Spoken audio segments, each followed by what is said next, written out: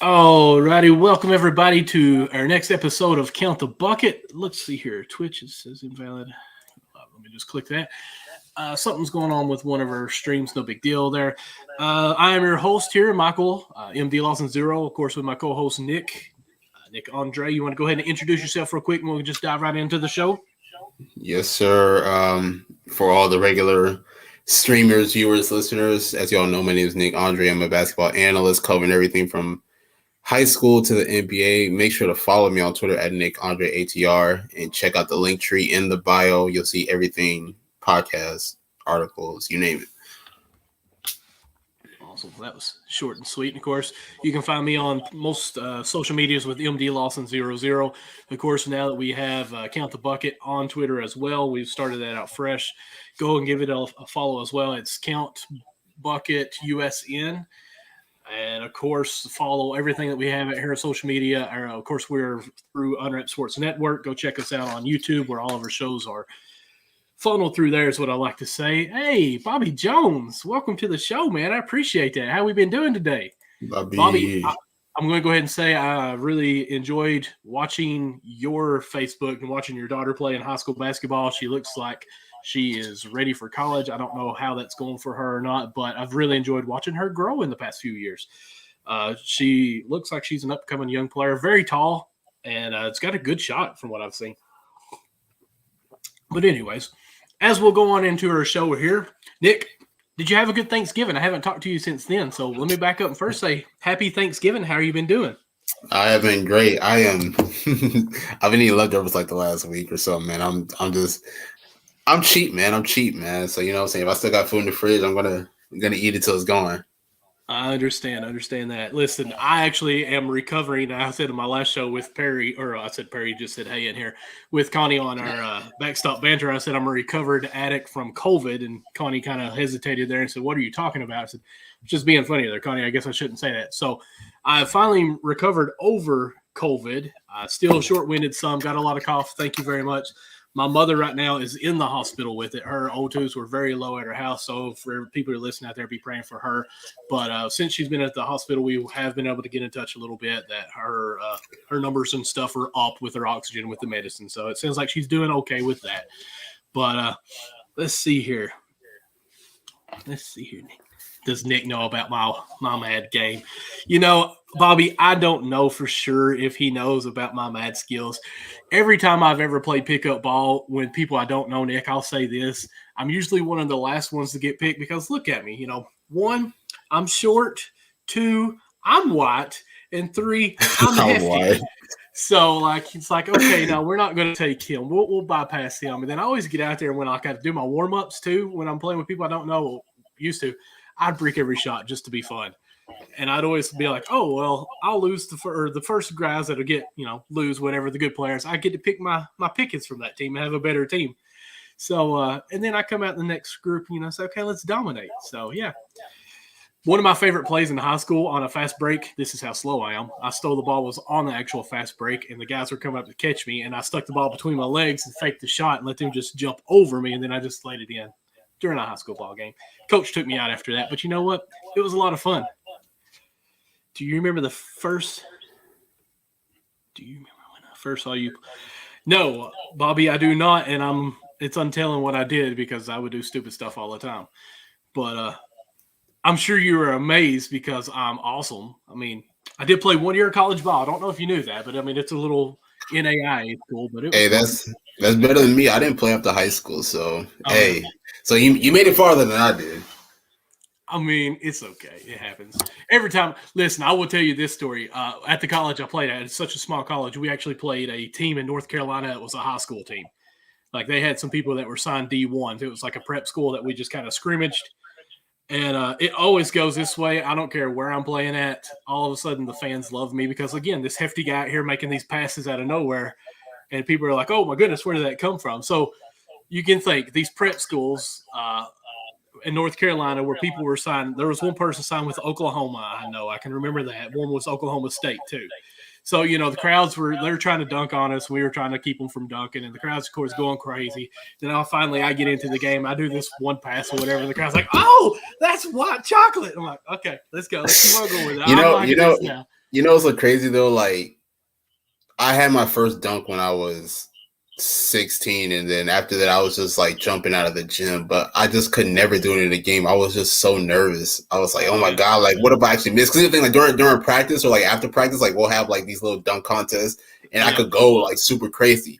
But it was like in the game, like I remember one time I had a fast break, and I jumped, and then I like kind of like went down like at the same time, like try to like throw it up like for a layup or whatever.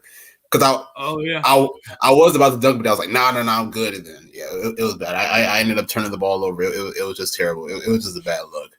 I understand. I never touched the rim, so I can't say I ever tried to dunk it. But got some people in our color cast, guys. Perry's in here. Matt saying, "What's up, Go fellas? Cheese. How you feel about them Lakers, Matt? Man, come on. Ooh. Let's just briefly talk about this. They actually took the Lakers off of a primetime game. How amazing is that? Like, it thrills my soul because I can't stand LeBron. But what do you think about that? Like, are the Lakers that bad, really, that we're taking them off of that nighttime channel? You could say that, or the power of Steph Curry is always going to win, in my opinion. Like, what I'm saying, especially with the Warriors playing so well, it's like like who do you want to see? Do you want to see a struggling Lakers, or do you want to see Steph try to go for 40? Because if you remember, Steph Curry, I want to say he is 30 away from passing Ray Allen as far as most threes. So, really? At the end of the day, I mean, it's really all about who you want to see, and I think the world wants to see Steph at this point outside of absolutely. Because actually, I want to say when they did make that switch, we didn't know if LeBron was going to play or not because LeBron was still in the health protocol. So that might have been part of the reason why. But hey, I'm not mad at it. I'm absolutely not. And I was able to watch most of that game, and it was a little bit of a blowout. Which that's one of our headlines we wanted to talk about was the Suns versus the Warriors, the two juggernauts, the two hottest teams right now going head to head. And some of the guys still saying that I can't believe ESPN had the balls to do that. I completely agree. But I do think, like you said, LeBron was not possibly going to be playing that game. And it was LA versus LA Clippers and Lakers. That's even more crazier. But if you watch that game on ESPN when it was in San Francisco, it looked like it was a playoff game already. Did it not? Were you able to watch that game? I watched the second half of the game. I wasn't able to get home till later on that night. But let me just first I want to dive into the first game that they played. The first game they played on Tuesday night. It was the Warriors were coming in winning 7 in a row. The Suns came in winning 16 straight, I believe. So there was a lot on the table in a November game. Like it's just so crazy. But But let me just say this. Let me just give credit to the Suns, especially once Bubble Booker and went out with the hamstring injury. Chris Paul ended up taking over. DeAndre Ayton had a double-double. But the real MVP of the game was Mikal Bridges because he held Steph to, I want to say, 4 of 20 shooting, and he only had 2 points the entire Mikal Bridges only had 2 points the entire game.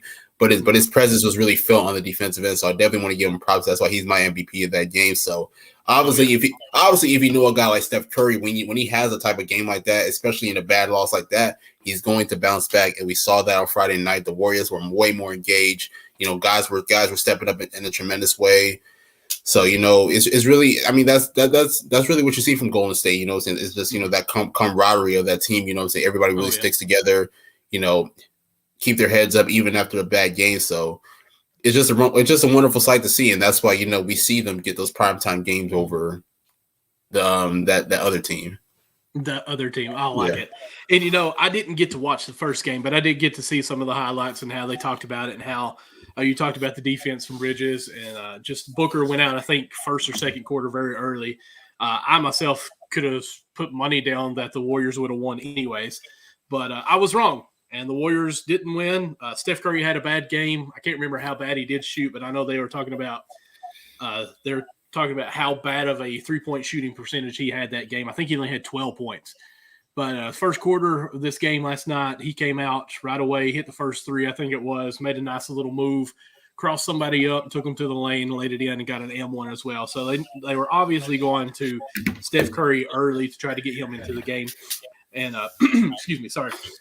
One thing that I really thought that the Warriors did well was they picked up Chris Paul full court the whole game. Now, I'll say the whole game. I got to watch first 3 quarters, and then after that, I was ready for bed. East Coast to West Coast games at 10 o'clock here, I was done. I'm 35 years old, and I've got 3 babies. I was killed out. But I can't remember. I want to say it was Wiggins that kept picking him up full court, and I thought that really played a big part for this game because watching the two teams, it looked like the Warriors were already in sync with their offense. Everyone knew where they were supposed to go, and the ball looked fluid. But then when you had the Suns, Chris Paul, as soon as he got it, he was already passing it at the free throw line, letting someone else bring it up. It almost felt like that played to the advantage of the Warriors because their offense was starting a different way.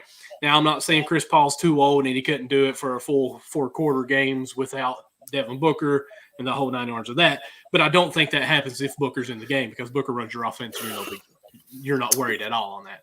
So I thought that was smart of the Warriors to do that from the beginning. Even Bridges, I think he got hurt second quarter and went out for a while, dislocated his pinky. They weren't for sure he was coming back. So, it looked like it was going to just be the Warriors from the get-go, in which – it was Warriors pretty much. I can't remember what they won by, maybe 15 or so, just rough estimate there, 12 or something like that. Something like that. But, just getting back to Phoenix, it's an interesting point in their season now because coming off of that 18-game winning streak, now they have Devin Booker who's going to be sidelined for some time now with that lingering hamstring injury. What is next for this team? You know what I'm saying? Like, who's going to step up? I mean, we all know what Chris Paul is going to do, but can we get a consistent double-double effort from DeAndre Ayton? Can we get, consistent play from guys like obviously Mikal Bridges, but from Cam Johnson, but from Jay Crowder? So, it's going to have to be a real team thing because obviously the thing about it is Booker is just so gifted offensively that you can't really make up for that. But with the Suns having a lot of firepower in their team, it'll be interesting to see if they can really contain, their season. Maybe not go for an 18-game winning streak again, but, at least keep themselves contained throughout the year. Oh, yeah, definitely. And, with this 17 or 18-game winning streak that they had, I think they can take a few blows, lose a few games. But I also think diversity helps this team too. As long as they survive for a little bit, it's going to help this team even better. Like, I'm trying to think some of the players. Payne played okay. There was one gentleman, I cannot think of his name, that hit some big threes that I was like, wow, if he wasn't playing the way he was, this team would be hurting even more right now. Cannot think of his name. Anyways, I'm sorry, but not to cut you off, not to mean to cut you off, but we got Amber in the Color Cast group chat. Yes, we got Amber in the group chat. I cannot believe I'm saying this, Amber. If you are listening right now, the Cavs are legit. They're probably gonna make the play-in tournament. I cannot believe I'm saying this because when we had this conversation, I was like, hell no, there is no way the Cavs are gonna make it. They look good. Darius Garland looks good. Evan Mobley, Jared Allen, the rest of them.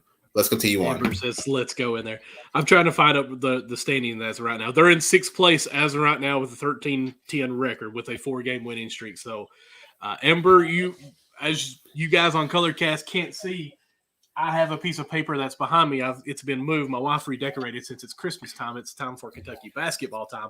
But she had predicted that the Cleveland Cavaliers would make the playoffs or make the play-in.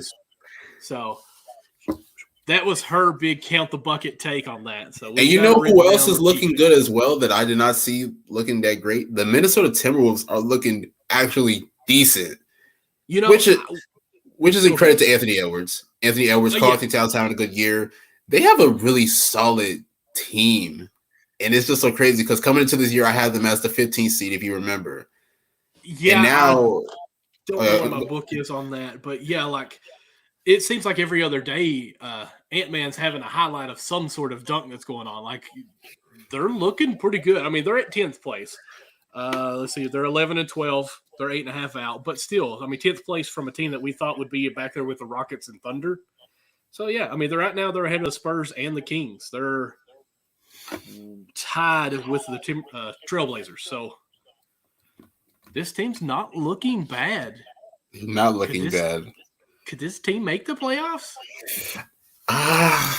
They might. They honestly just might make the play-in. I mean, you just never really know because I mean, it's the thing. The thing about Minnesota is that obviously we know what Anthony Edwards, Carlton Towns, D'Angelo Russell will do, but they have a great supporting cast in my opinion, and guys like Malik Beasley, Naz Reid. Which one is it? I want to say it's Jaden McDaniels out there in Minnesota. So they actually have a really solid supporting cast. May not be as good as other guys in like other supporting casts across the other NBA teams, but It's honestly a good start for Minnesota, and is a really good look for them considering how everything has been over the past 3 or 4 years. And you can build on this, so that's the main thing. Yes. Amber in her comments on the Colorcast as well, guys, just say that her Spurs just upset the Golden State Warriors, which Kerr talked about. This is a very big trap game because you just went on this emotional high game against the Suns, trying to say, hey, we are the best, big punching them out there, and then you play the Spurs, who are like 11th place or 12th place.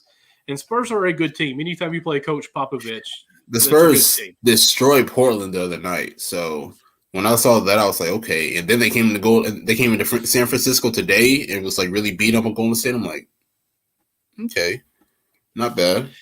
I noticed that Amber, not in the comments, has said that her team's the Thunder yet. So I mean, we'll just hope. Well, actually, now she just said they lost by 70. We're gonna talk about that too. We're gonna talk about that later. Yeah. So. With that being said, let's just kind of back up, stay on our course with the Warriors and the Suns. Do you think that this says that the Warriors are the number one team now, even though the Suns were short 1.5 guys because Mikal did get hurt for a second? Pinky was dislocated or whatever, but did come back and play.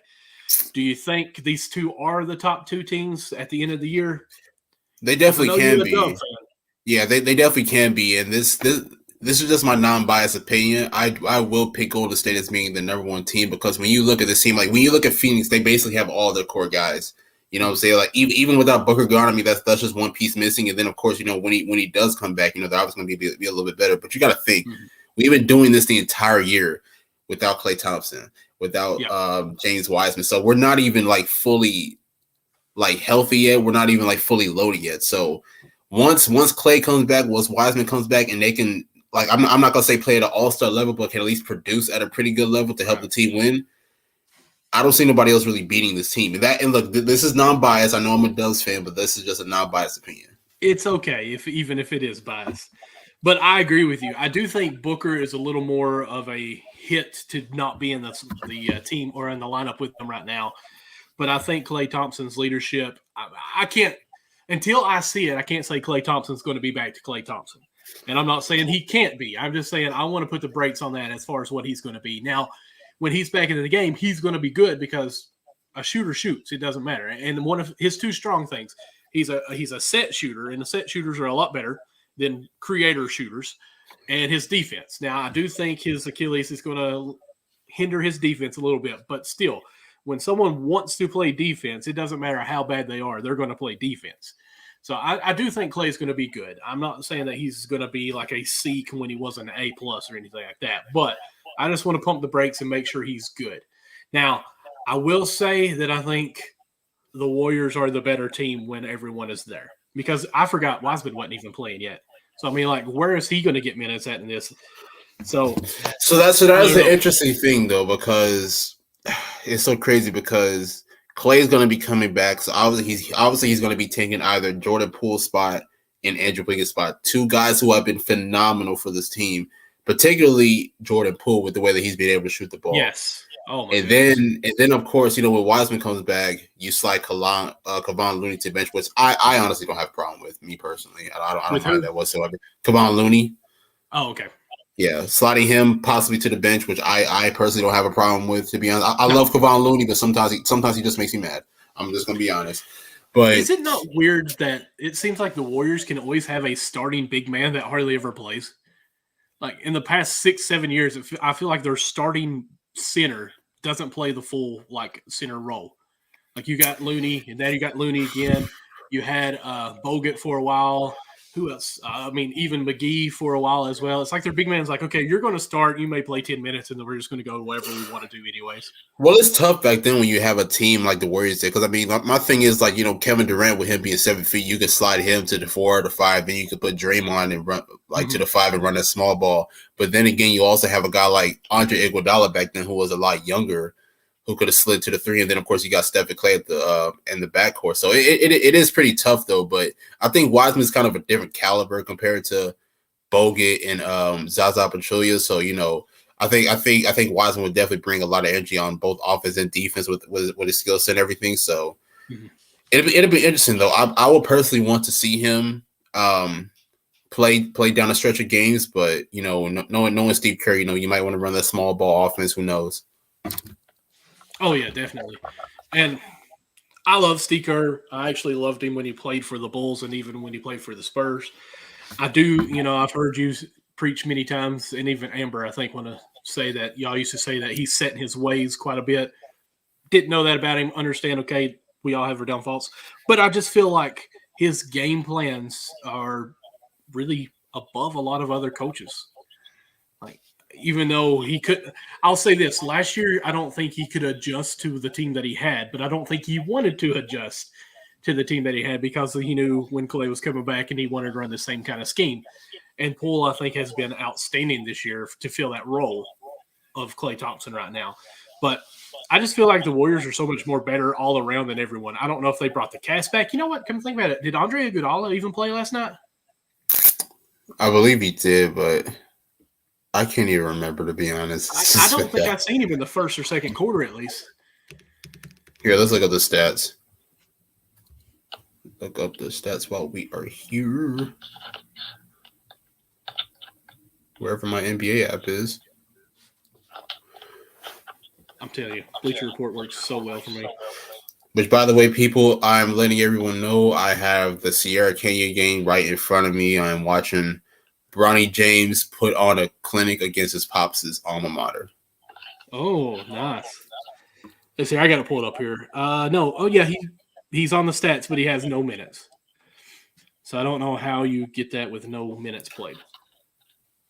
They're probably Steve Kerr is probably trying to limit the rotation, like, you know what I'm saying, like, because I mean, like any basketball team, like, you can really run like 8 or 9 deep and you can be fine. So yeah, and that's honestly, the thing. More he rests, the better, I think. Exactly, and that's the thing that makes me so upset with this Warriors team, because we can really go 15 deep if we really wanted to. I just think we're that good of a team, especially once Clay and James Wiseman comes back, because then you got guys like Bielitsa, you got Damian Lee, you got Jonathan Kuminga, like, you know what I'm saying? Like, we could really run 10, 15 deep if we could. Will we? Probably not, but we just have that good of a team. Well, that's like looking at the minutes now. Looney, how I was talking about, he played 15 minutes last night. When there's 4 people on the bench that played 26, 24, and 15 minutes. So, like, your starting point, starting center didn't even play the most. Right. Which, by the way, I think the only liability on this team is probably Chioza. Mm-hmm. That's just my opinion. The stats from tonight, if you don't mind, real quick. Looney played 13 minutes tonight. Andre Iguodala didn't play tonight either. But Gary Payton only played 13 minutes tonight compared to his 26 last night. I think we're a little gassed from last night, honestly. You could just tell, throughout this game. I mean, we started the game slowly. We were down by like 18, like early in the first quarter. So you could tell, like, I think they put a lot of effort into last night. It's always tough having like a back-to-back home game, like, you know what I'm saying? Because like, I don't like back-to-back games. I wish they'd get rid of them, but that they're not, because it's money for the owners and everyone else. I understand. Oh yeah, I mean, definitely, without question. But I mean, it's just so tough though, especially like when you have like back-to-back home games like that. Because I mean, like, the first game, you're always going to want to show out for the fans, especially in that type of atmosphere. You're going up against the second best team in the NBA, and then of course, that was also the same team that just beat you about a few nights ago. So there was a lot of energy in that game, and then you go into this game against a team that's that has potential but isn't necessarily there yet. So you're not really going to take it that serious. But then again, it's like, saying if you don't, they're going to run it up on you. And that's what we saw tonight. Definitely. And I just think the emotional high that they were on yesterday is going to kill any team. I don't care who you are. And one thing I didn't even think of is they were talking about, and I didn't catch the stat or anything, but they were talking about, the announcer was saying how Steph Curry said it seems like yesterday he was being drafted by the Warriors, and then he blinks, and now they're actually saying that he set some kind of goal for being the oldest player to do it. He's like, this thing has flew so by so fast that it's caught him off guard. So, I mean, this team is actually getting kind of old. It's weird to say that. If Steph Curry is already I want to say we're getting old. Of course we got the vets. We got Steph. They're not We the got Lakers old, okay? yeah. Because when you think about it, Wiseman's like probably 20. I don't even think Wiseman's 21 yet. Then you got guys like Damian Lee I think who's still it's his second year, right? So I mean, yeah. Damian Lee's like kind of in his late 20s. GP2, I think he's in his mid 20s. Wiggins, I want to say he's around that age as well. So I get it, like, you know what I'm saying, like Steph, Dre, Clay, right. Iggy, those guys are definitely up in age. But besides that, I mean, our average age has got to be at least around like 25 or 26. Let's see here. Sorry, I was trying to get a stat there. Let me check the color cast real quick. Anyone made any comments? I didn't see the Warriors, even the best. Amber, of course, was saying even the best teams have the off night. I guess when we were talking about the Spurs beating them and just the shooting there. Anything else you got with the Spurs or I'm sorry, the Warriors and the Suns? Warriors are the best of the West. That's all I got to say. I mean, and that's your most unbiased opinion too, right? Yep. Sorry, Bubble Booker, you can't take this one. I can't. I mean, he still looks so darn cute sitting there on the sideline with those perfect cuts that he had. Geez. You know what? It happens. So speaking of such a hard loss for me to not have Bubble Booker out there playing, let's go ahead and transition now into the Thunder game. And I hate to even call it the Thunder game because they lost by 73 points. I don't even know if you could say that the Thunder actually played. Let's see here. I'm trying to pull it up on my phone. Let's see here. That was yesterday. What was that final score? It was. Hang on, I can look it up. Here we go. Grizzlies and Thunder, 152-79. They almost lost by as many points as they scored. That is crazy. Just look at the four quarters for Memphis. They had 31 the first quarter, 41 the second quarter, 41 the third quarter, 39 the fourth quarter. Yes, that's phenomenal. And I mean, I know the Thunder is 6-16, but still to lose by that much. You got to put more of a fight, man. I'm sorry. I mean, I would take 23 seconds before I shot the ball. Just to try to delay at this point, I mean, I get it. Like, you know what I'm saying? I will never, ever condone dirty play in basketball. But if I'm down 70 and people want to try to hoist some threes on me, I might have to throw a bow in your stomach, bro. I'm sorry. I might have to do it. You're not going to keep doing this to me. You're not doing it to me. I will say this. I have played in games where, one, my team got blew out, and two, where my team blew the team out. So I've been on both ends of that. And I will say there was times when we blew a team out, it didn't matter who we put in the game, they were making the shot. And, it got to – and it was grade school, junior high, middle school, high school games like that when you put those players in that have probably never touched the ball actually, and then they shoot a three, you're not going to fuss at them if it goes in. You can't, And I remember one guy, and I'm not trying to be mean or anything like that, but he was an autistic kid, and we were up, and he didn't get to play very much, but, he was at every game. He loved basketball. He was always there. I kid you not. We were winning probably by 20 points, and he shot like 3 threes right in a row, and he made all 3 of them. You can't tell the kid to quit shooting them, like this is his time to shine. Even the coach on the other team, when we were up by 30 because of it, he's like, listen, I totally understand. You've got the guys in that should be in. The ball is just going in. So, I mean, you dream of those games as the Grizzlies, I guess. I mean, the hoop had to look like they were shooting in an ocean. But let me just say this, for the Thunder, Shai Gilgeous-Alexander didn't play, or Josh Giddey didn't play, so I guess that does play a little, like a small factor into why they lost so bad. Mm-hmm. Obviously, if those 70 points. Yeah, I agree. Obviously, if those two had played, what I'm saying, obviously the margin wouldn't have been that bad. But you also got to understand, the Grizzlies didn't have Ja Morant either, which is crazy. So, and Grizzlies were only a 10.5 point favor as far as betting. They were only supposed to win by 10 points, not 73. Let's see here. Let's just look at some of these. And And again, like the starting lineup for the Grizzlies, Adams had 9 points, Jones had 10, Jackson had 27, Bain had 2, Brooks had 11. The bench, let's see here, we had 18, 17, 11, 19, 6, 11, and 11. So their bench killed it, really. And I'm not saying that was like the main thing. It's just everyone looked like they were making everything for them. Looking at Thunder, nobody had more than 15 points. I mean, I really don't even want to look at this. Let's see here. And this, too, I'm just now kind of looking at the stats on it. The Grizzlies hit 19 of 36 from the three-point line at 53%. 53 from the three-point line. That is amazing. They shot 63 from the field. Oklahoma shot 29% from the three-point line, 33 from the field.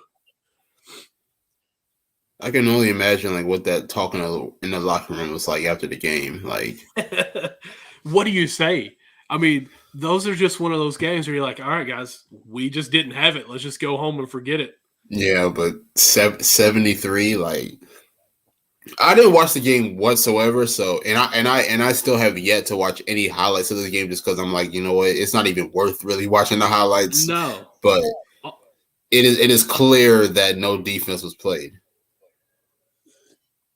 I mean, I don't care what team it is, though. If you shoot 53 from the three-point line, you're going to win. Yeah. But they basically made 20 points from 20 field goals from three. Was it a Grizzlies home game? It was Grizzlies, yeah. Okay, I'm about to say, because like if that happened oh my god, my god, I can't even imagine. As a fan, I would have been throwing like all types of stuff. I would have been throwing like popcorn, chicken tenders, like whatever. No, I wouldn't be throwing that. Okay, yeah, you're right about that. My bad. I can't go without those. No, now maybe the package it came in, I can throw that. Yeah, no food being thrown. Listen, I mean, maybe a bottle or something, but yeah, I'm just. That is the largest margin of defeat in NBA history. I do want to say, I think it was like 2017 when I think it was the Grizzlies and the Hornets, and I think the Hornets won by like 63. I want to say, I can't remember that off the top of my head. Okay. Hang on. Here, I'll look it up right while we're here. Okay. But this was a Grizzly team with Mark. Like they still had guys like Marc Gasol, Mike Conley, Zach Randolph, and the rest of these guys. Okay. Well, while you're looking that up, I'll just kind of chat a little bit here. I mean, even the free throws, Oklahoma City was 18 of 22 to the Grizzlies 13 of 18. So, I mean, they even shot more free throws. You can't be like, oh, wow, they shot 20 more free throws. They hit this many more shots. Like, I mean, it was even there. Oklahoma had 19 turnovers to Grizzlies 10, and Grizzlies had 41 assists. They had 53 rebounds, too. Yep, I remember it was 2018. The Hornets won 140-79 against the Grizzlies. Yeah, so not as bad as this last game, but still pretty bad. It's only 12 points more. Yeah, man, it's funny because like I actually tweeted after the game that OKC should probably pack it up and just go back to Seattle. To Seattle? To Seattle. Oh, my, that hurts. Well, the good news is their very next game is on the road again, but they're playing Detroit. So there's a chance for redemption there. They'll probably win that one. I would hope. I think they will. Detroit's a good team, but Cunningham's been playing well the past 3 games, too. So has Jeremy Grant and the rest of those guys, but man. Yeah. I mean, should we even care who wins that game? I mean, not trying to be disrespectful, but I mean, it's almost a tanking game, Like, do you really want to win it? It's crazy. That is pitiful. And again, I've been on teams that we couldn't throw it in the ocean to save our lives, and we would get blown out. But to lose by 70 points, like more than 70 points, that is amazing. The over-under was 212. Memphis almost got the over. Imagine somebody who betted on the Grizzlies this game. Oh my god, I know he had to have been happy. Oh yeah. Let's see here. I'm going to kind of look at that. Let's see here. 57% of the bets were for Memphis to cover the 10.5. Congratulations on that. 61% of the bets were under the 2-12 or the 2-11. So not many people won that. That's funny. And 62% was that the Grizzlies would just win. So that's good. I mean, if I was a betting man, I think I would have to put my money on Oklahoma City against Detroit just to be like, okay, you've got to have a redemption game here, right? I'm not necessarily a bettor, so I can't tell you, man. I'm just going to be honest. I'm not either. That game makes me scared because, like, if I'm putting down, like, at least over $100, I don't know. It's tough. Oh, let's see. Perry said OKC beating Detroit in his opinion on a Colorcast. Again, guys, y'all need to go follow us on Colorcast as well. Check us out on Colorcast. Yes. But, yeah, I'm with Perry. I feel like OKC has to win that game. Otherwise, no one's going to be at your next home game. Absolutely no one. Like, you will not have a single fan. All right. I don't really know what else to talk about on that one. You want to move on over to LeBron with his COVID protocol? The king of all kings. I mean, the king is so great he beat COVID in 48 hours. He beat it faster than Trump beat it. Michael Jordan would never do this. Actually, you know what? I saw a tweet today saying I can't remember the exact tweet, but someone said LeBron had to wait to be cleared off of COVID protocols to play while MJ actually played in a flu game. Of course. I was like, wow. Like, that's crazy. But okay. I don't know, like, you know what I'm saying? Like, looking at the situation, like, I don't know whether it's a fishy situation or not, because you've never heard of that, though. Like, somebody going into health and safety protocols, and then like 3 days later they're like, oh, they're cleared to play. Oh yeah, they'll be back for Friday night's game against the Clippers. So, right. Well, I'll tell you this: I have COVID. Like, I'm recovering from it right now. I haven't been to work since November 18th. They will not let me work because they say I'm still COVID. I have symptoms. They said I'm still contagious. I have not worked in almost 20 days. Granted, the first probably 4 days of that, my son had it, so I was at home with him.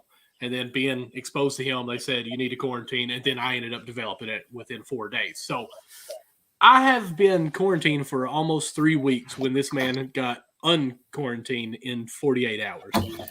But I did type in LeBron James COVID on the internet, and it pops up. The very first article here was 11 hours ago. Said LeBron says he was frustrated by his false positive COVID test. So apparently now it's switching from that he didn't beat COVID, that it was a false positive. That's what I also read too, because like apparently he took 3 tests. Like the first one was positive, and the second one was negative, and I think the third one was positive as well. So I don't know. Positive? I don't know. That's what I mean. This was like the day that like they actually reported that he was going to be on health and safety protocol. So I don't know if it was even true or not. But I'm sorry. One thing, Perry in a color cast here. He said LeBron came back from COVID down 3-1. You got to, man. You got to. But you know what's crazy though? Like, you know what I'm saying? Like a lot of like the biggest LeBron haters are looking at the situation and basically saying like, oh, the NBA is trying to protect LeBron. And I'm like, I don't know, man. I mean, look, like I said, I've had friends. I've never actually had COVID, so I can't really like speak for myself. But I can say, you know, I had a lot of friends that actually had COVID. I've never heard of anyone say that, like, you know, they got through COVID within like 2 days. Like, you know what I'm saying? No. So I can't necessarily say that you can do it or can't do it, but it does seem kind of crazy to me when you think about it. Absolutely. Like, and I would say, I made the comment a second ago that he beat the COVID faster than Trump.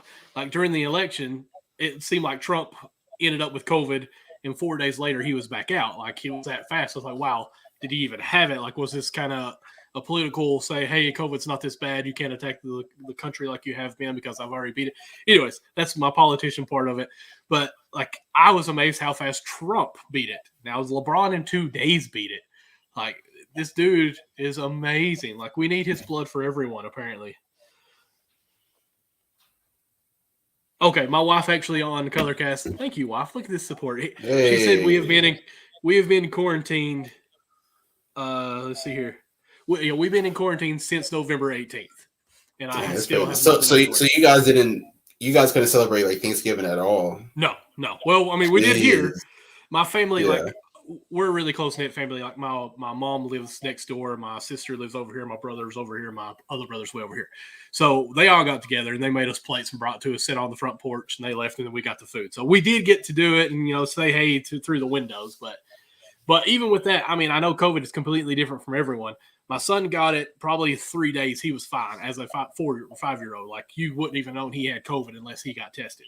Myself, it like to killed me. I did the infusion and I ran a temperature of 105, not 100.5, but 105 for almost 24 hours. It was from 101 to 105. It like to killed me. My wife got it same time as I did. It did a number on her, but I would say she wasn't as bad as me. I don't know if it's because she was trying to take care of her husband or what. But my sister has it now, and she doesn't seem to be bothered too bad at it at all. So it's crazy how it is from one person to the next. It does completely different. But I do know you're supposed to test negative 2 times before you can be released, basically. So I guess in 24 hours, LeBron said negative, let's go, and let's move on. But I would say though, like throughout like this whole pandemic, I have actually been kind of nervous. Like I be thinking, like, you know what I'm saying, like what if I was like asymptomatic this whole time? Like what if I actually had COVID and like I had no idea? I mean, that's what's crazy. And I'm not going to get like a political. You should get your vaccines. You shouldn't. Anything like that. I did not get the vaccine just because it's fresh and I don't really trust what could go on as far as long terms. And I'm not going into all that because everyone has their own opinion and it's fine. Like whatever you feel like you should do, that's what you should do. And I'm fine with that. But like, it's weird because people who do get the shots, they seem like they are out of quarantine faster than others. And like some people, like my dad, he had to been exposed with it because he lives with my mom who has it now. But they both had the shots and he's been fine. Like, he probably has had it and probably has been around people because he's been fine. I think a lot of times we're spreading it when we don't realize we're even sick. Yeah, it's crazy, but I honestly forgot what I was even going to say. Let's just keep going. we went to COVID route. We're all off basketball here. Let's see. Let me go to some of these comments. 4 people to take. Oh, my wife said the reason that she couldn't get so bad is because she had 4 people to take care of, my 3 children and myself. I was out. Perry said COVID sucks. He had it back in February. Even if you test positive, you don't know you're spreading it until it's too late. That's true too. Like apparently you can get it for a week and it kind of, what do they say, incubates for a week before it even shows symptoms. So like if I got it today, I technically had it for a week without knowing it. It's just crazy stuff. All right, way to go, LeBron. You made us talk about COVID and get political. So speaking of that, what are the possibilities of Kyrie being traded? Well, there were the reports that came out. I believe Shams reported it, if I'm not mistaken. So obviously, I mean, everybody obviously knows the story. I mean, if you watch the NBA and you follow the NBA, everybody knows the story of Kyrie not being with the Nets right now because New York has a mandatory vaccine, and Kyrie Irving is, of course, not vaccinated, and he's going to stand by his decision, which I personally have no problem with it. But at the end of the day, you do have to face the consequences of it. So. At first, before the season, Kyrie was only going to play road games. But then, he and the team had a meeting, and they just decided, we're just going to shut you down until, whenever. So obviously now we're in December. There's no signs of Kyrie coming back. He's probably not even going to play at all this season. So now they're having reports about a possible Kyrie trade. In my opinion, I don't think Kyrie wants to play anywhere else but Brooklyn. Kyrie is a New Jersey native, so being in Brooklyn, he's close to home. In my opinion, if they do decide to trade Kyrie Irving, I feel like he may retire. Ooh, really? I think he will. I've wondered that myself. I won't say I've thought that it may be an option, but I mean, it was almost like, not that it was tampering or anything like that, but this team wanted to be in Brooklyn and play together, all three of them, or at least Durant and Kyrie. So, yeah, I've wondered if retirement would be an issue or a possibility or a choice, I guess. But I also think it would be a retirement until this COVID thing blew over and it was fine again. Like, do you think he would come out of retirement when he could play? Or is he just completely done? I don't know. I mean, I think Kyrie's that type of guy. Like, if the NBA would force him out, he would like probably take like a huge stance against them and like never. He probably may never even discuss his NBA career. Like that's I feel like that's how deep Kyrie is. Because I mean, Kyrie's a very, I don't know how to explain it, but Kyrie's a very peculiar person, which I mean it's very interesting because he's really himself, which I mean I'm definitely happy about. Mm-hmm. But I mean, he thinks the world's flat. Let's be honest. That's what he did. That's what he did think. But he's came back and said that that he was wrong. So I can't hold that against him. Can't hold it against him. Do you think that you could go overseas and play? Possibly, but I think overseas has mandates as well. So, well, some do. I don't know about all of them. Right. What if he went to Australia and started playing with Corey? I want to say he's actually from Australia, to be honest. Oh, really? I didn't know that. I believe he is. So if he is traded, which I don't really think I'm kind of with you. I don't think he would be traded. Where do you think he would go? I think Lakers would be a great place for him. I personally just don't see him going anywhere. That's the thing. Like, you know what I'm saying? Like, you could say the Lakers, but, you just got Russell Westbrook unless, after this year, say, for instance, it doesn't work out and, you decide you want to go to another route. But does Kyrie want to play with LeBron again? That's the thing. Does he want to play alongside him? So I would say that as a no. I would say definite retirement before he goes to the Lakers. Well, nah. Maybe before Kyle Lowry got there, but Miami could have been a good destination. Oh, yeah. Miami could have been a good one. And I think he could have fit in with that, too. Oh, yeah, definitely. He would have definitely fit in. Like, especially alongside guys like Jimmy Butler and Bam Adebayo. Mm-hmm. Oh, yeah, definitely. Mm-hmm. I don't know, man. I mean, like, I think, like, obviously, like, any franchise will want to bring in a guy like Kyrie just because, I mean, he's that great of a player. But will Kyrie actually, like, buy into the team, buy into the culture of what, like, these other franchises have? I could see him actually being traded for, like, CJ McCollum going to Portland with Dame. Like, those two being the alphas and just going with that. Of course, they'd have to be a pick as well with CJ. I'm not saying Kyrie and CJ are at the same level, but I'm just saying that style that they have going on in Portland, it's just, it's one or two guys being the man. And so you're saying Kyrie and Dame? Yeah, playing together. I could see them wanting to try to work something out just because Kyrie and Dame, I mean, that's Portland's style right now. It's just you take it to the hole or you take it to the hole. Everyone else really sucks on that team. But Portland's not going to be going anywhere. Like, to me, Dame is out.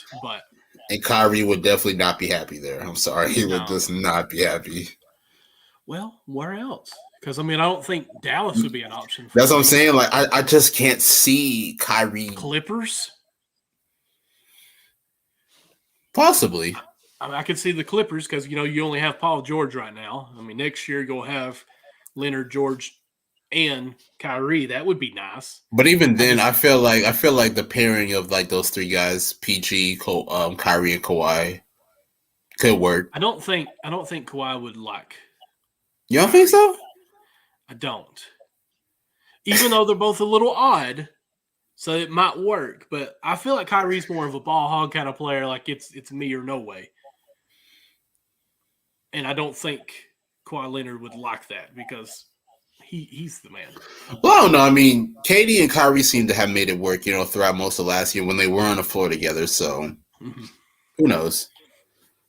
But I also think KD was a little passive for that. Like that is true. Headstrong. That is true. But I must say the Clippers do actually need, like, a true point guard. I mean, like, I love guys like Eric Bledsoe, and the rest of those guys, but those aren't guys that's really going to help you like elevate to like being a championship like contending team. Because I mean, Right. even though the Clippers have been like pretty good throughout this year, like, do we really believe in them?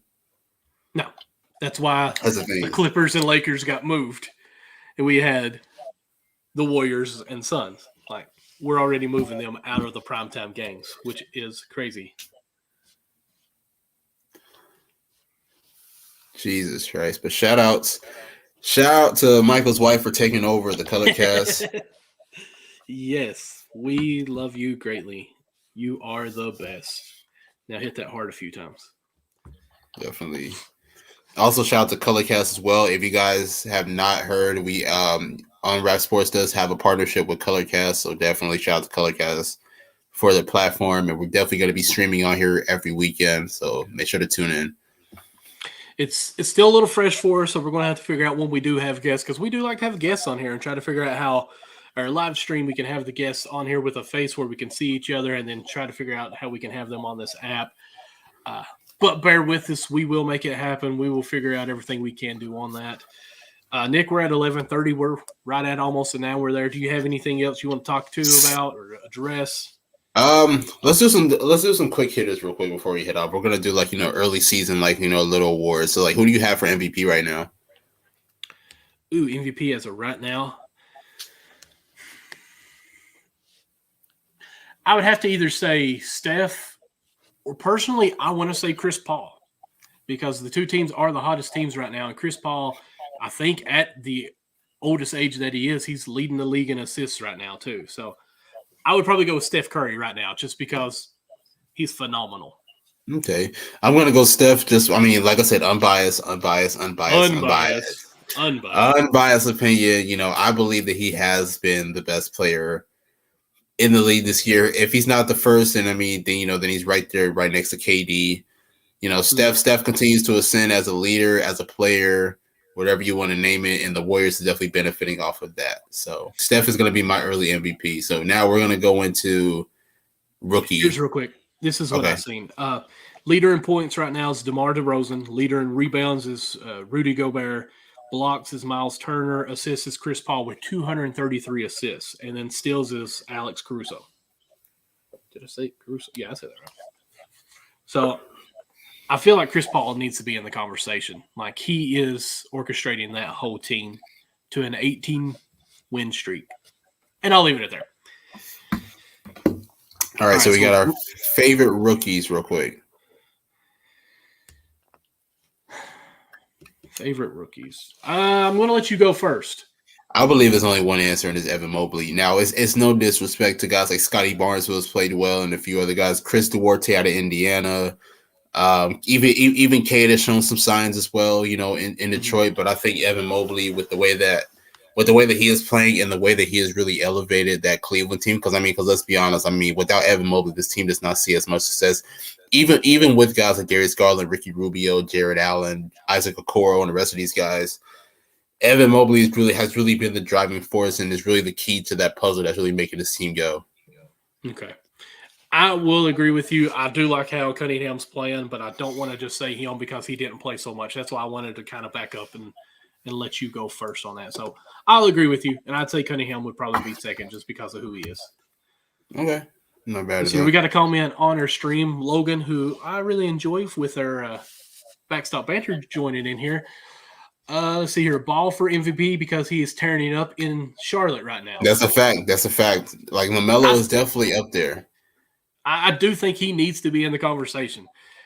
2 years out and doing what he's doing is amazing. And he's a rookie last year, was nothing. Oh, yeah, absolutely not. Like, but that's my thing though. Like, does LaMelo possibly crack the top five? Because in my opinion, he should be an MVP favorite. But when you look at, Charlotte's a good team, but they have had their issues, and even LaMelo himself has had his issues, even though he is having a good year. But does he crack into that top five MVP? Like, will you put him over?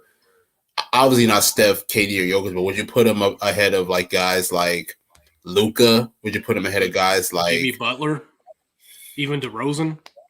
I'll probably put LaMelo ahead of Jimmy Butler. That's just my opinion. DeRozan's definitely possibly up there. Mm-hmm. So I mean, it's tough. It's tough, but I mean, Lamelo should definitely not be overlooked as far as Absolutely. being an MVP candidate this year. And what I even say about him is if he's not on that team, we don't even talk about Charlotte. Absolutely nothing is mentioned about him. So with that alone, to me, it's one of those conversations where you have to say he's in a MVP conversation. I don't know if they wouldn't be discussed because I'm not gonna lie, man. Guys like Terry Rozier, Miles Bridges, like they're playing phenomenal basketball. But I will admit, like Lamelo does make the Hornets at least a little bit more enjoyable to watch. He makes the team. Let's just be honest. We can be ballsy with that statement. I'm trying to look here. Right now, their record is 13-11. They're 3.5 out of first. Do you really think without them that they're in the 7th place? I don't even think they're in the top 10 without him. My personal opinion, I think they're top 10, but I don't know about 7. Okay. And I do think he's better than his older brother. Oh yeah, without question. I don't think anybody will ever debate that. And if you do, you don't know basketball. And look, but I do think Lonzo is coming back. That's what I'm saying. Like that's what I'm saying. That's not a knock to Lonzo because Lonzo is a phenomenal player, but LaMelo Ball has superstar like written all over him. Without question. Lonzo is going to be a great starting point guard for a possible championship team like the Bulls are right now, but LaMelo Ball is going to be like one of the future stars of this league. He could end up being a Steph-esque just because he's so highlighting, flashing. I don't know how I'm trying to say that. All right, what's your next question? All right, we did rookies, we did MVPs. Anybody defense? You think most – oh, yeah, defense, you can do that. I'm going to go with Bam because I will always fight for Bam on this. His defense is so much superior than most that do not give him credit because he guards. Like Gobert gets blocks. And I'm not taking anything from Gobert, but a lot of his highlight defense is because he's helped defense blocks. Granted, that's good and great, but Bam is actually guarding the point guard some. To me, it's a stat that gets overlooked for him. So I'm going with Bam. Yes, I'm being a homer. This pick of mine's is probably going to be the most unpopular opinion ever, and he probably will not be a finalist as far as defensive player of the year. But I'm going to choose him anyway, and I'm going with a homer as well. Draymond. Gary Payton II. Oh, okay. Like he has helped change the dynamic of this Warriors team. Like this Warriors team is bought in defensively, and he has played a huge role in that. Is he as good of a defender as his dad was? I don't know. That might be up for debate. But ever since Gary Payton II has came with this team, we have been elite defensively. I'm not saying that he's the biggest reason because you definitely got to play. Definitely got to give credit to Steve Kerr, Draymond Green, and the rest of these guys in helping that. But Gary Payton II has really helped elevate that team as a defensive team, which is why we're one of the top teams in the NBA. Oh, and I agree with you, Logan. Here, Alonso needed a time to develop. When he came to the league, LaMelo was ready and jumped in. No G League needed.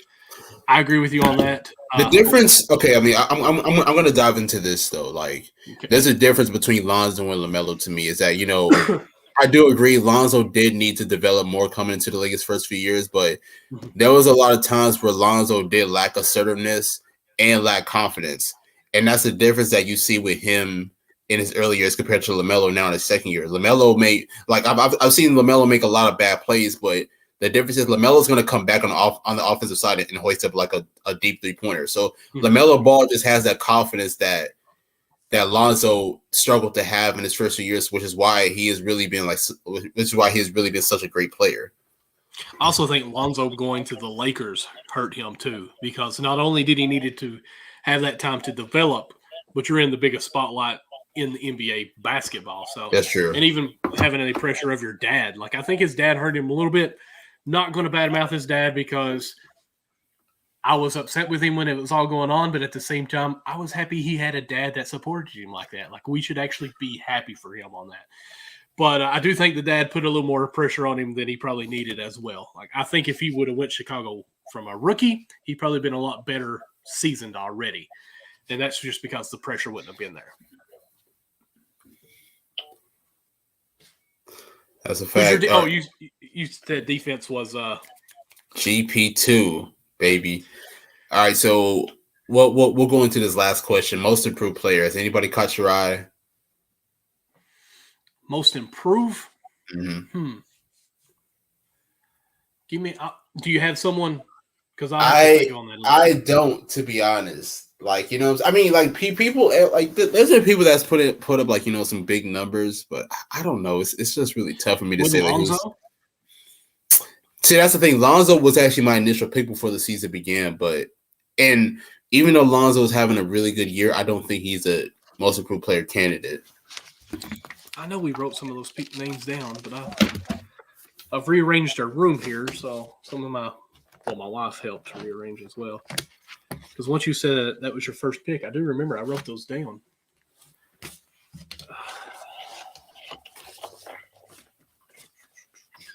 It's definitely not there. I'm trying to still think as I'm rambling through here. I would say Alonzo would be a good pick. Could you say DeMar? Nah, I don't think so. That's the thing. I mean, like DeMar has always been known as like an elite scorer, even back in his Toronto days. So, you know, even though he is having a pretty good season now, I don't think he'll be a most improved player candidate. I do think, Logan, I agree with you. It's too soon, but I mean that's what we're here to do is try to predict that. So that's the thing. I'm okay with it. That's also the thing. Like there hasn't really been anyone that's kind of stuck out to me as far as like one who I want to say is a little bit of a homer too, but I'm kind of don't want to say it because I think he's the sixth man of the year, and I'm assuming you may ask that next. Is I want to say Tyler Hero because his last year play he could actually be a most improved player, and like technically he is a starter on a team that he's playing the second string. So I mean, I want to say Tyler Hero, but at the same time, I want to save him for my sixth man of the year for this conversation. Most improved. I mean, it's tough, I must say, because it's like to me, like nobody has like really stood out to me like that who like may have had like a bad year last year and is just coming out of the gates just like killing it this year. See if we can find any articles. Not saying that guys haven't gotten better, but has there been anybody that's like taking that leap yet? Mm-hmm. I mean, there could be one guy that comes to mind, but I don't think he's the most approved. I don't think he's an MIP candidate. Anthony Edwards, nah, and he's taking a pretty big leap for me as well, but he's probably not a most approved candidate. See here, some of the list as far as gambling sign is Miles Bridges. Okay, yes, Miles Bridges is definitely up there. John Morant, I don't believe John Morant should be in that list. Mm-hmm. Harrison Barnes. I don't think so either. Well, this is probably preseason. It was betting odds. Okay. Then, Ball, Tyler Hero, Anthony Edwards. You know, Poole could be one, and he's on this list. Made me think. That is a fact. That is true. What about Maxey? Tyrese Maxey. I'm not mad at that. I'm not mad at that either. Because we didn't expect him to even be playing the minutes that he's playing because of the Ben Simmons saga. Mm-hmm. That's another thing that people have forgotten about. I think one that could end up, but he has to be traded, could be John Wall. You know, if he gets a new fresh face where he could actually play, like New York Knicks, maybe it'd be a place for him. I'm pushing it, I know. What about Caruso? Possibly Caruso, especially with his presence on the defensive end, and that's the thing that makes me so upset when it comes to Caruso is that he's always been known as a good player, but he was known as like a meme with the Lakers because obviously you're playing with the Lakers, you're playing alongside LeBron, so everybody sees a white guy with bald hair, so it's like or with a bald head, so it's like what I'm saying, like, everybody looked at him as a meme, but in reality he's a really good basketball player if you really pay attention. So now that he's in Chicago. And actually, like shining out there, people are really understanding. Like, hey, he's actually a really good player. Mm-hmm. What about Ben Simmons for most improved? I mean, if he actually gets traded and plays somewhere and balls out, could he be a candidate? Nah, I doubt it. I mean, even if he does get a jump shot, even if he gets a jump shot, but first he's got to get a team. You want to skip because I'm not gonna lie. I'm probably gonna say no. I'm probably gonna say pass on this most improved thing. So we can go straight into what were we gonna say? Six man. 6-man. Okay, for six man, I am gonna say definitely Tyler Hero. I think Tyler Hero has been the best player off the bench. He's continuing to put up consistent effort. I'm honestly still waiting on a Tyler Hero game where he can at least like slow down, but he has not slowed down like whatsoever. So I think that award has his name written all over it. Yeah, I think he has his mind set up to say, I am coming off the bench just to score. Like there's plays that I've watched him play where he shouldn't be shooting it, but like he's focused so much that like he is a scorer and that's all he wants to do, that he's putting the jump shots up. I mean, they look good. I'm just thinking like, okay, he just got the ball. It's 20 seconds to go on the shot clock and he's already putting a shot up. Like, okay, wow, that was out of nowhere. Like, I think that's where he is just thinking, I am scoring at all costs. See, with comment. If Wall can be aggressive with the Knicks on offense, yeah, he could be making the most improved player.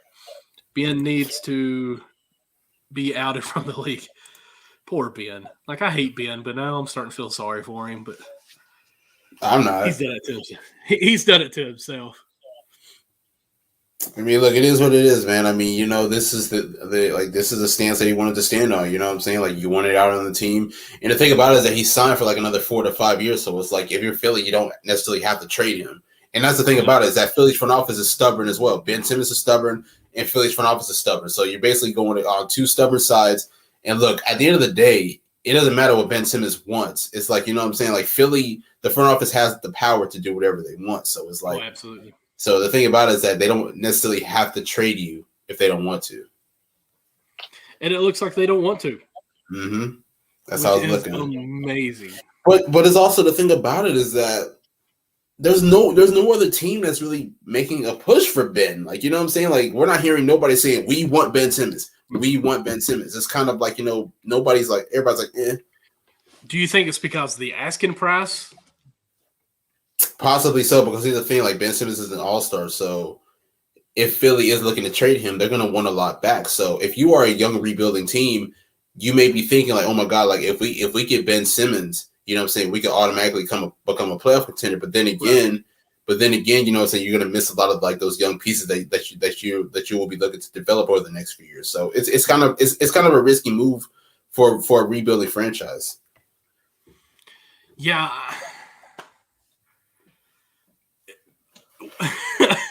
There's no good answer for Ben anymore. Like, you know, we talked about first, maybe he could go to Portland or he could go to Golden State. I think we even talked about before. We even mentioned he could even go to the Knicks. But at this point in life, I don't think there's any place that you can say this is where Ben should go to help him and to help Philly. I'm just happy for Tyrese Maxey right now. Shout out to Tyrese Maxey, who is definitely playing well in the starting point guard role. He's playing so well in the backcourt right next to Seth Curry. Philadelphia is a pretty decent team this year. I'm not going to say they're one of the top teams in the East because they're definitely not. But obviously, you know, with Joel Embiid coming back from COVID, you know, they are starting to look a little bit better. I want to say they beat Atlanta last night, so shout out to Philly. They did. Trae Young shot a last-second three that looked – no, I'm sorry. Galley shot a last-second three and missed it. Had a good look, though, but they missed. They came back and won. So, looking, I thought I had a Tyrese Maxey card, but I can't find it. Oh, God. Any other defensive player? Did we say that? We did. Coach of the year. Steve Kerr. Sorry. I got to do it. Let's see. Marty Williams? I mean, that's who I would go with is Monty Williams, especially right now because, 18 in a row is amazing. Right. Honestly, Marty Williams was actually my coach of the year last year, but I think they gave it to Tom Thibodeau. So which is kind of expected because you know, nobody's really seen the Knicks that good in a long time. So, you know, Thibodeau was mostly the savior. Yeah. Logan says Ben does not need to come to the Big Apple. Poor guy. Nobody wants him. But yeah, Ben I would go with Monty. Julius Randle? That would be a very impact. RJ Barrett? Yeah. They need a point guard. Coach of the year, Nick Saban. Especially considering that, they don't want to play Kemba anymore because, Kemba's obviously, dealing with all those injuries and everything. Kemba's lost a step. So, and I'm sorry, like Alec Burks cannot be your starting point guard. That's just my opinion. Like you cannot have look, and I love Alec Burks. Alec Burks was actually a really good player for Golden State in those past few years when after KD left and, we were struggling. But Alec Burks is not a point guard whatsoever. He's not a playmaker. That's not his game whatsoever. Which is why which is a small part why the Knicks are struggling. Oh yeah, absolutely. They need I think Ben would be a good point guard for the Knicks, but they need a point guard who can score at their own. So I don't think that would be Kyrie Irving, maybe. Okay. Hey, we got somebody in Colorcast that's requested a mic here. See if we can get them on. I've never done this before, but it went away. If you don't care, ask for that mic again, and I will get you on.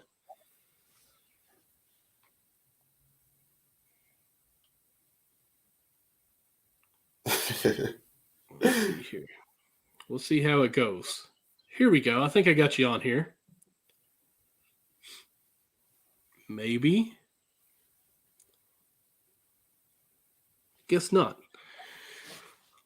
Oh, here we go. I was wondering why Kemba Walker gets 0 minutes a game. Is it possible he could at least play some minutes? I mean, that's supposed to be a big acquisition, wasn't he? Okay, I don't know if everyone heard as far as where we're streaming, but what he was saying is that he's wanting to know why Kemba's not really getting any minutes whatsoever anymore.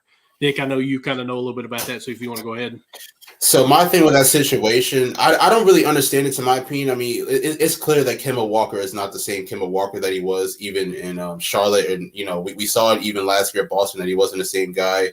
I'm not necessarily mad at Tibbs, putting him onto the bench, but, giving him no minutes, I definitely agree with that. So I don't know. I mean, it's kind of a weird situation though. Like, you know what I'm saying? Like now to me, I'm just kind of wondering what the future for Kemba is going to be going forward. Like, you know what I'm saying? Are the Knicks going to keep him? Will he get traded? Like, you know what I'm saying? Like, well, what's the next step for him? I don't know. Yes, I'm looking here on Bleacher Report as far as when they played the Bulls on Thursday. Kemba didn't even play at all. And, of course, you got Derrick Rose playing 26 minutes, topping at 19 minutes. I mean, there's definitely minutes for Kemba still. I mean, on any team, I think he could still be good to be a second or third string person. But I think at this point in his career that since he's not the guy for the Knicks, that they're going to try to not play him at all and almost do like a Andre Drummond or a hang on, Michael. Our guy's about to talk again. Okay, go ahead. Go ahead, Patrick. All right. I think DeMar DeRozan has been really impressive. I think that his ability to contribute to the Bulls has been immediate and has been very, very prolific. And I agree. He's a crown jewel of that offseason that they did, acquiring Lonzo Ball, acquiring Caruso. He was a real gem.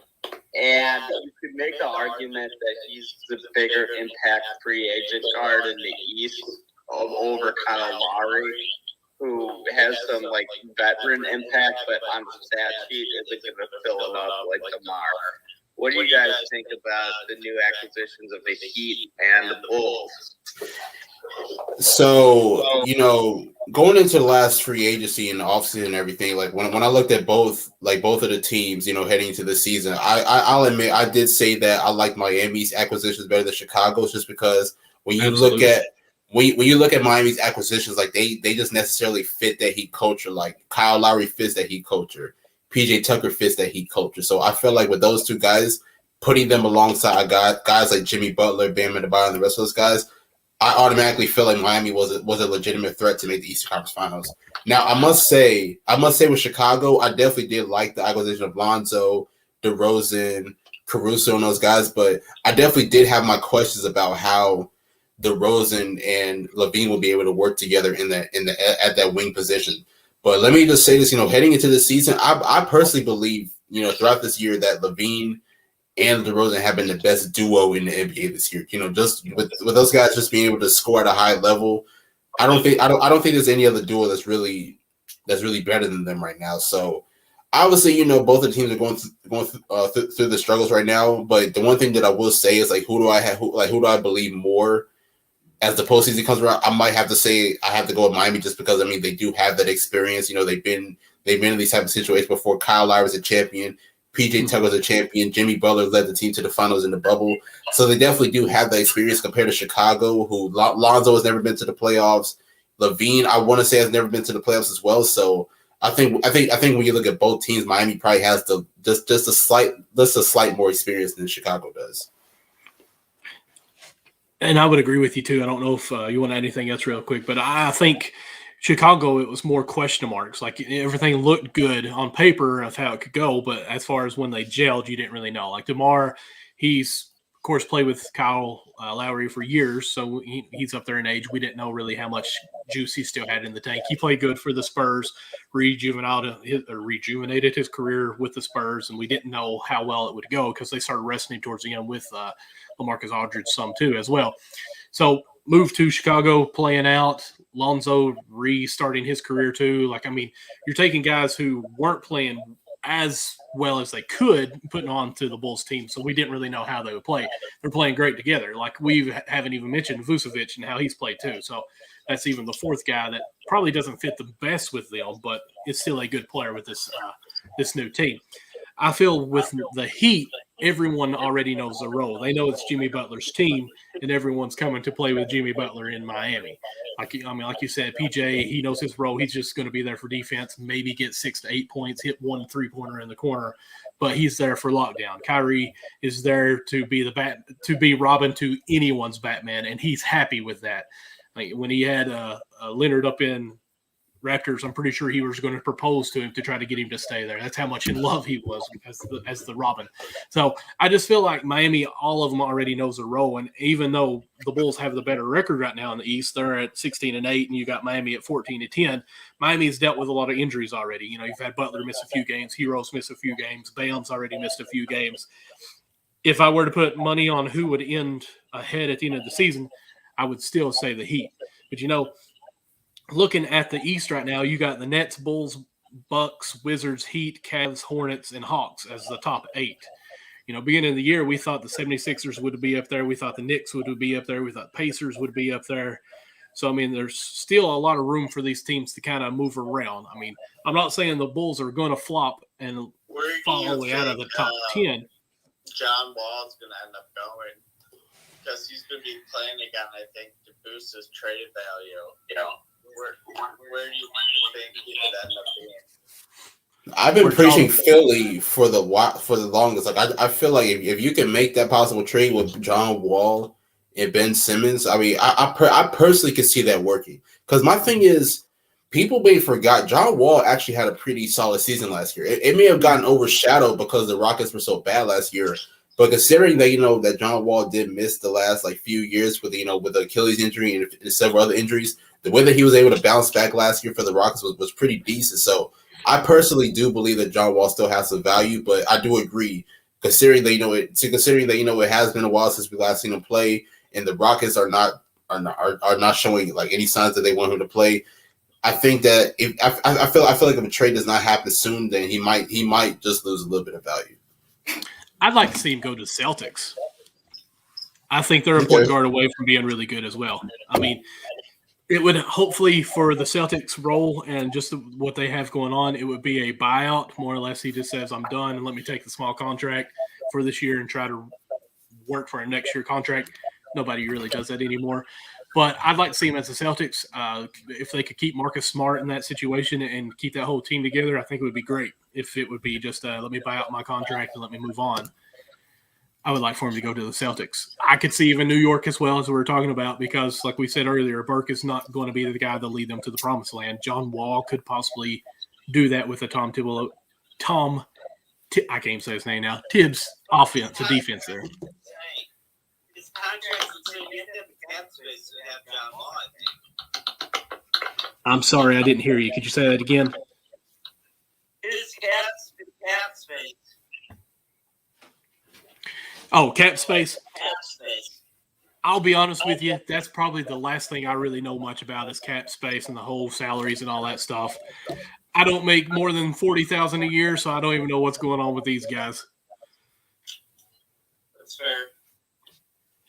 Nick, do you know much about the cap space? I mean, I know John Wall is probably bringing in way more than what he really should be with his time in his life and his career, but if the man got it, he deserves it. I'm not going to say he shouldn't be paid any less, but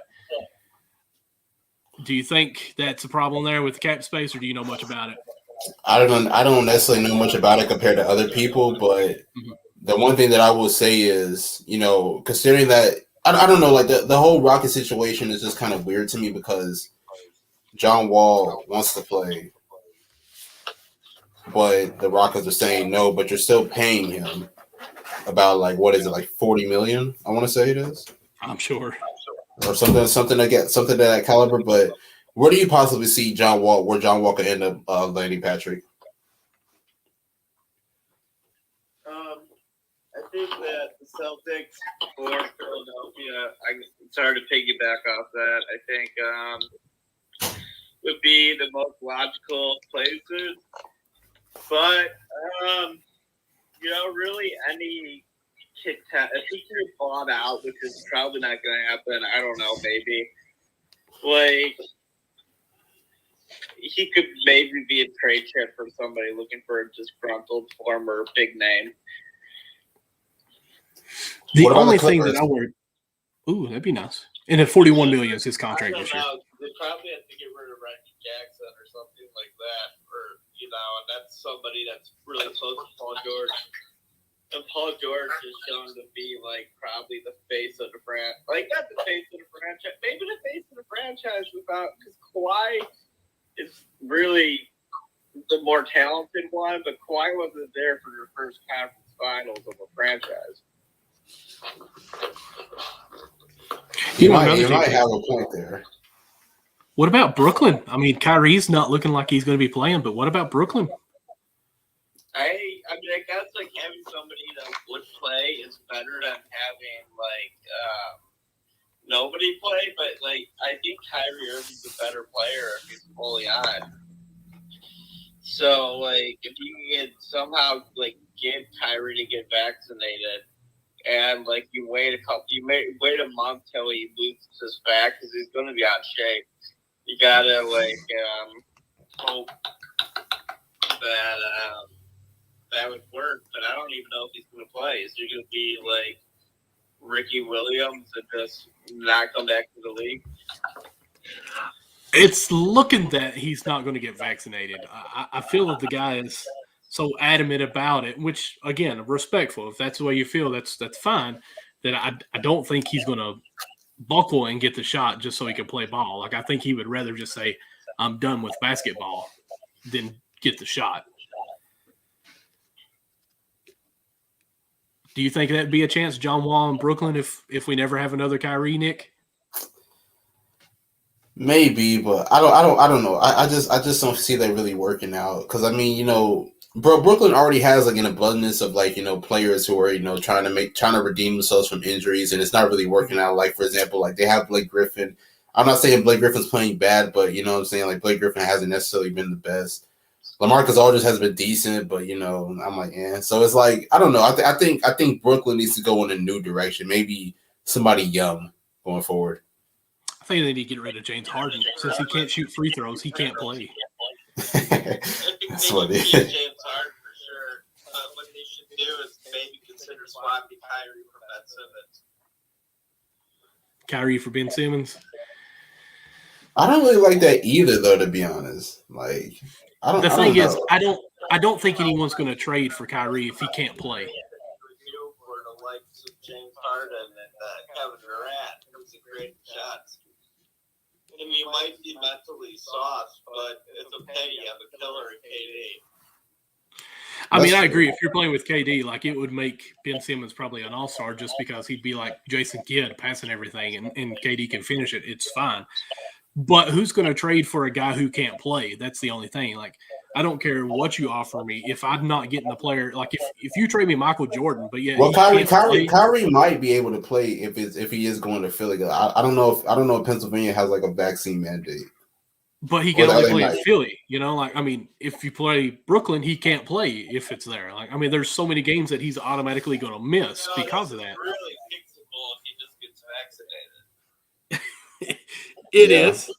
It is, but he's a multimillionaire who doesn't think he should. So, well, that's the thing that, like, people have to remember is that Kyrie's not the only unvaccinated player. I think I remember hearing about Orlando. Yeah, Jonathan Isaac, Bradley Beal, I want to say is unvaccinated, and I think he's played just about every game for the Wizards this year. Michael Porter Jr. wasn't. Well, he is unvaccinated, but now he's out for the rest of the year. So, I think maybe if there is a trade, say that again. The majority of them are for a reason, and it's like if you're not doing it, you're holding back your team from being successful, and you're going to hurt your pocketbook. I agree about hurting the pocketbook, but at the same time, and you can die, So like it's like a triple entendre of reasons to get vaccinated and play, So, but if you don't want to play, it's fine. It's just a death to get vaccinated. Well, again, that's something we talked about earlier before you was on here with us is it's unfortunately it's his choice whatever he wants to do on that. We respect it either choice, wants to or doesn't want to. The man doesn't feel like he should, so unfortunately that's where we're at, and that's just the cards we're dealt. So if he doesn't want to, he's not going to play, then I don't think he'll ever be traded. And Kyrie's the kind of player that probably has in his contract, if I'm traded, I have a say in who I go to, and there's probably teams that he is not going to say yes to. Like, I mean, would you want to go to Philly right now? I mean, yeah, but like he's really kind of like an asset that's not a sacred cow. He's an asset that is touchable, I'd say, Kyrie. He doesn't have the kind of like you can't trade him no matter what type this. Right.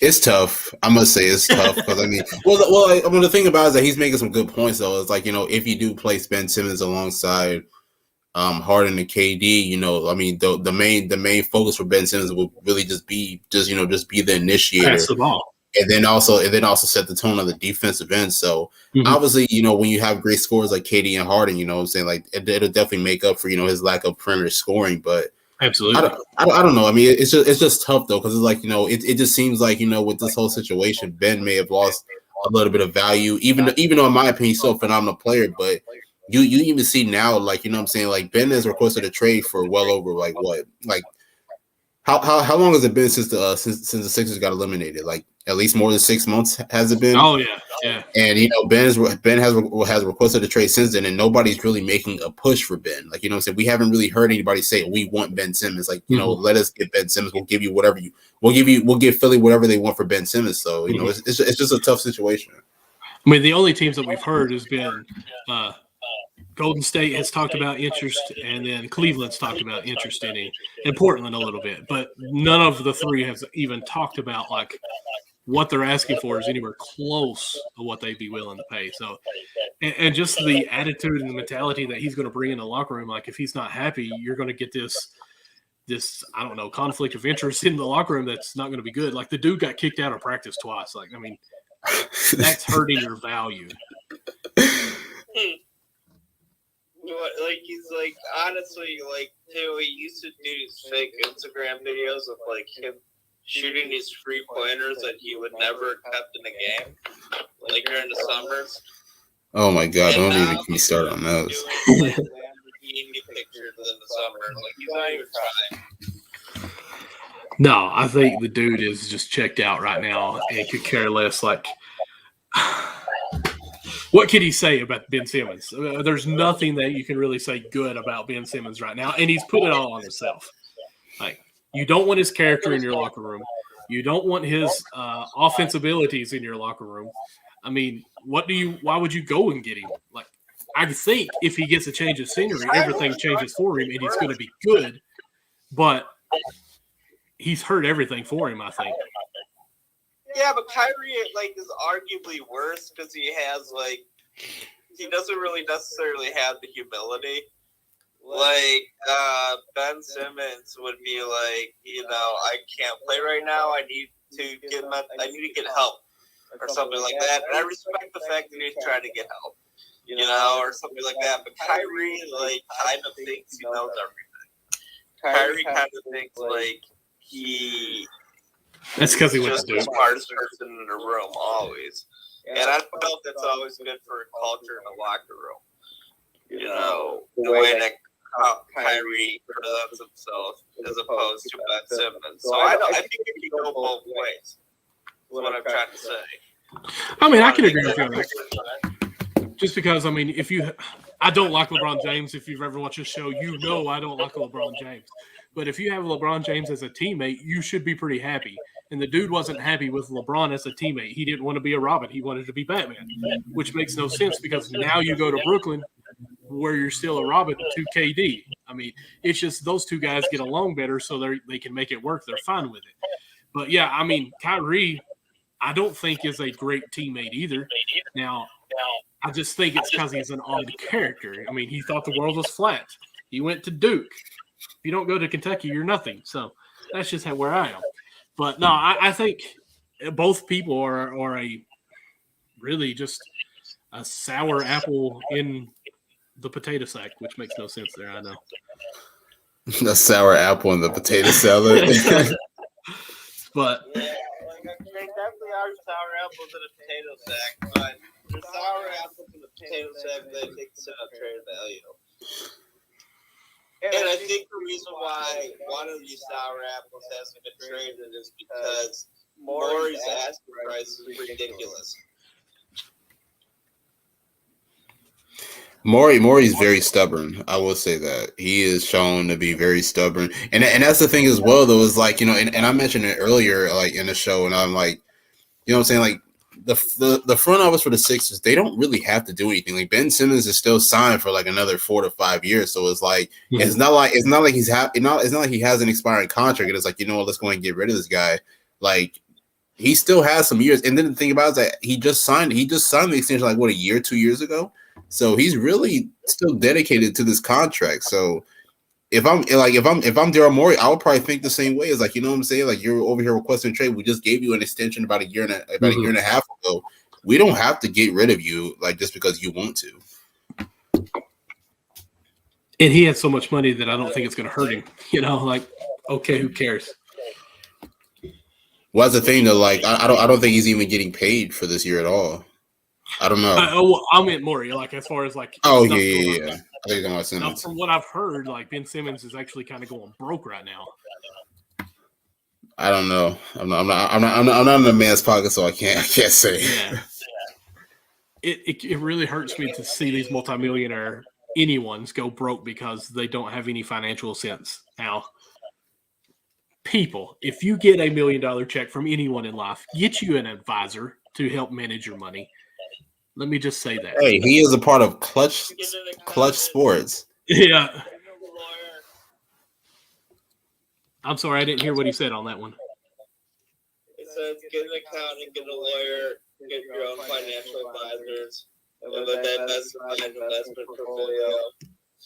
Absolutely. Well, listen, Nick, I'm almost out of things to say here. We're over an hour and 30 minutes on the show. I think we need to go ahead and wrap it up. Thank you, Patrick, for joining in on us. We do appreciate it on the Colorcast.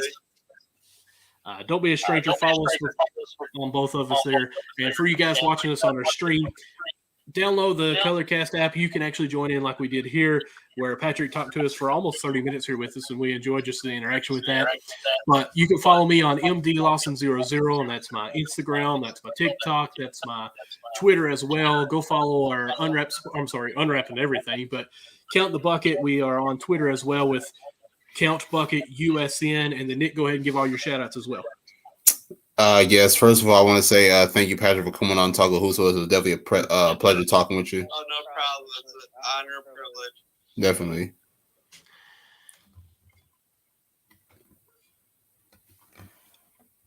And one thing that I must say, make sure to follow me on Twitter at NickAndreATR. Yeah, that's about it. Can't really think of Well, your tree link. You can talk about that, right? Or your the link tree. Check out the link every tree time. in the bio. It'll give you everything Nick Andre related. I forgot to mention that. That's in all my bios as well. My link tree. You can find everything. Even on Colorcast, I have some of my links on here on the bio. But also, I want to say I have a show also on Thursday night, 9 p.m. Eastern, with my co-host Connie from up in New York, where we talk everything baseball. It's called Backstop Banter. Go follow that on Twitter as well. All right. Until next Saturday around the same time, Nick. Let's do it. Sound good? All righty. Until then, guys, everyone have a good night. This is